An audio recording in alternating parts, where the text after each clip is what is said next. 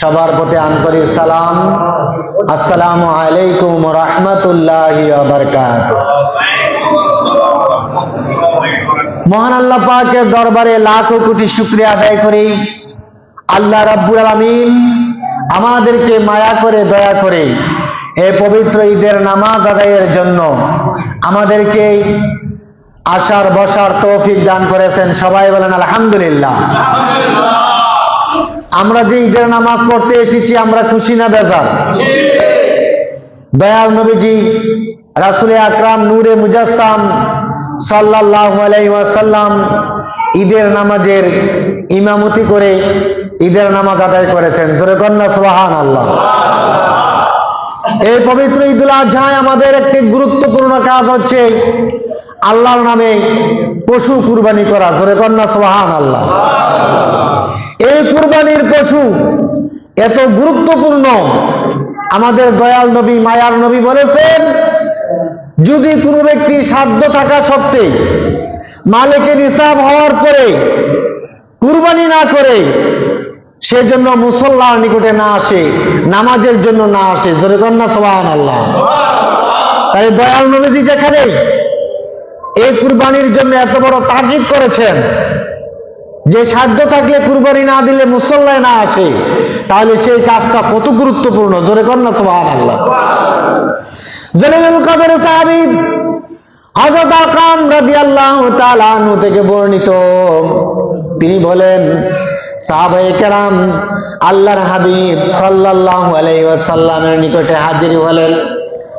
জিজ্ঞাসা করলেন, ইয়া রাসূলুল্লাহ, ইয়া হাবিবাল্লাহ, মা হাযিহিল আদাহি। ইয়া রাসূলুল্লাহ, পবিত্র ঈদুল আজহা কি? আল্লাহর নবী সাল্লাল্লাহু আলাইহি ওয়াসাল্লাম জবাব দিলেন, হিয়া সুন্নাত আবিকুম ইব্রাহিম। জোরে কন্না সুবহানাল্লাহ। হে আমার সাহাবারা শুনুন, পবিত্র কুরবানির ঈদ হচ্ছে তোমাদের পিতা হযরত ইব্রাহিম আলাইহিস সালামের সুন্নাত। জোরে কন্না সুবহানাল্লাহ। কত বড় গুরুত্বপূর্ণ! এটা আমাদের জাতির পিতা, মুসলমান জাতির পিতা হযরত ইব্রাহিম আলাইহিস সালামের সুন্নাত। হযরত ইব্রাহিম আলাইহিস সালাম জীবনে কত যে কুরবানি দিয়েছেন, তাকে যে আল্লাহ পাক কত মহান মহান পরীক্ষার সম্মুখীন করেছেন। প্রত্যেকটি পরীক্ষায় আমাদের জাতির পিতা হযরত ইব্রাহিম আলাইহিস সালাম সফলতার সাথে উত্তীর্ণ হয়েছেন। বলেন আলহামদুলিল্লাহ। ৮৬ বছর বয়স হযরত ইব্রাহিম আলাইহিস সালামকে আমার আল্লাহ রাব্বুল আলামিন একটা সন্তান দান করলেন, আদর করে নাম রাখলেন ইসমাইল। আমার আল্লাহ রাব্বুল আলামিন ডাক দিয়ে বললেন, ইলহাম করে দিলেন, ও ইব্রাহিম, তোমার সন্তান তোমার কাছে রাখতে পারবে না, মরু এলাকায়, মরুর জায়গায়, খালি জায়গায় তাকে রেখে নিয়ে আসো। জোরে কোন সুবহানাল্লাহ। আমাদের অবস্থা কেমন হইতো? একদিনের বাচ্চা, 2 দিনের বাচ্চা, এর যদি বলা হইতো যে এখানে নিয়া শহরের মাঝখানে, বিলের মাঝখানে রাখতে আসবেন, আপনি তারা আনতে পারবেন না, ওইখানেই থাকবে, তার মায়ও থাকবে, তাহলে আমাদের অবস্থাটা কেমন হইতো?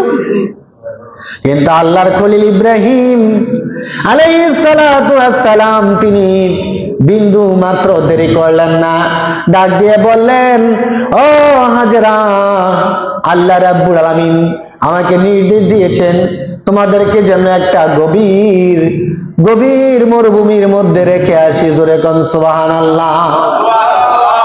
আল্লাহ পাক হুকুম করেছে। হযরত ইব্রাহিম আলাইহিস সালামের স্ত্রী পরীক্ষায় উত্তীর্ণ হয়ে গেলেন। জোরে কোন সুবহানাল্লাহ।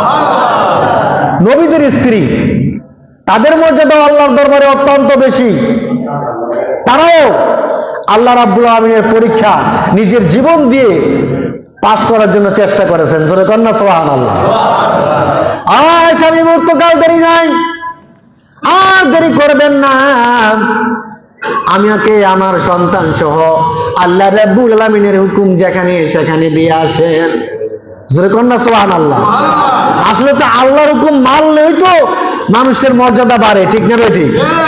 কিন্তু আমার আল্লাহ রাব্বুল আলামিনের হুকুম যারা অমান্য করে দুনিয়ার জমিনে অপমানিত হয়, আবার আখিরাতেও অপমানিত হয়, ঠিক না ঠিক? নমরুদ ফেরাউনের মতন কাট্টা কাফের গুলো দুনিয়ার জমিনে আল্লাহর হুকুম অমান্য করেছে, তারা দুনিয়ার জমিনে অপমানিত লাঞ্ছিত হয়েছে, আবার পরকাল তো অপমান লাঞ্ছিত হওয়ার জন্য তৈরি আছেই, ঠিক না ঠিক? হযরত ইব্রাহিম আলাইহিস সালামের স্ত্রী ইব্রাহিম আলাইহিস সালামের সাথে মরুভূমির মধ্যে চলে গেলেন, সেখানে অবস্থান করতে লাগলেন। 1 বছর 2 বছর নয়, 7 বছর অতিক্রান্ত হয়ে গেলে আমার আল্লাহ রাব্বুল আলামিন ডাক দিয়ে বলে, ইব্রাহিম, তোমার সবচাইতে আদরের জিনিস তুমি আমার নামে কুরবানি করে দাও। জোরে কোন সুবহানাল্লাহ। ইব্রাহিম আলাইহিস সালামের স্ত্রী সন্তান তো অনেক দূরে, মরুভূমির মধ্যে রাখা আসছে আল্লাহর নামে, তাদেরকে দেখতেও যায় না। জোরে কোন সুবহানাল্লাহ। কিভাবে তাদের লালন পালন হবে, কিভাবে তাদের খাবার দাবারের ব্যবস্থা হবে, আল্লাহ রাব্বুল আমিনের পক্ষ থেকে যাওয়ার জন্য বলা হয় না। ইব্রাহিম আলাইহিস সালাম দেখতেও যায় না, কিন্তু বয়স 7-8 বছর। আর এই সময়ের মধ্যে আমার আল্লাহ পাক ডাক দিয়ে বলতেছে, ইব্রাহিম, তোমার সবচেয়ে প্রিয় জিনিসটা আমি আল্লাহর নামে কুরবানি করে দাও। জোরে কোন সুবহানাল্লাহ। হযরত ইব্রাহিম আলাইহিস সালাম স্বপ্ন যুগে এই আদেশটা লাভ করলেন। আল্লাহ রাসূল সাল্লাল্লাহু আলাইহি ওয়াসাল্লাম ঘোষণা করেছেন, রাহা আম্বিয়াই ফিল মানামি হাক্কুন ওয়াহিয়া ওয়াহিউন। আল্লাহর নবী সাল্লাল্লাহু আলাইহি ওয়াসাল্লাম বলেছেন, নবী রাসূলদের স্বপ্নটাও সত্য, সেটা আল্লাহ রাব্বুল আলামিনের পক্ষ থেকে ওহী। জোরে কোন সুবহানাল্লাহ। তাহলে ইব্রাহিম আলাইহিস সালাম যেহেতু স্বপ্ন দেখেছেন, তিনি আল্লাহর পয়গম্বর, তাকে জবাই করার জন্য বা আল্লাহর রাস্তায় কুরবানি করার জন্য বলা হচ্ছে। তিনি আল্লাহ পাকের হুকুম যদিও স্বপ্নে দেখেছেন, তিনি এটাকে ওহী হিসেবে গ্রহণ করলেন এবং এটা করার জন্য প্রস্তুতি গ্রহণ করলেন। তিনি 100 উট আল্লাহর রাস্তায় কুরবানি করলেন। জোরে কোন সুবহানাল্লাহ। প্যারে হাজরিন, আমরা কিন্তু একটা মোটা তাজা গরু 2-3 লাখ টাকা দাম টানলে মনে করে আমি যে কত বড় গরু দিতেছি, ঠিক না ঠিক? যদি বিন্দু পরিমাণ তাকাব্বুরি রিয়া অহংকার আপনার অন্তরে আসে, তাহলে এই কুরবানি আল্লাহর দরবারে কবুল হবে না, কবুল হবে না। মনটা ফ্রেশ থাকতে হবে। আল্লাহ আমাকে তৌফিক দান করেছে, আল্লাহ আমাকে ক্ষমতা দিয়েছে, মালিককে নিসাব করেছে, আমি আল্লাহ রাস্তায় কুরবানি করি। আল্লাহ, তুমি আমার কুরবানিটা কবুল করে নাও। আল্লাহ নবী কিন্তু এইভাবে দোয়া করে। এই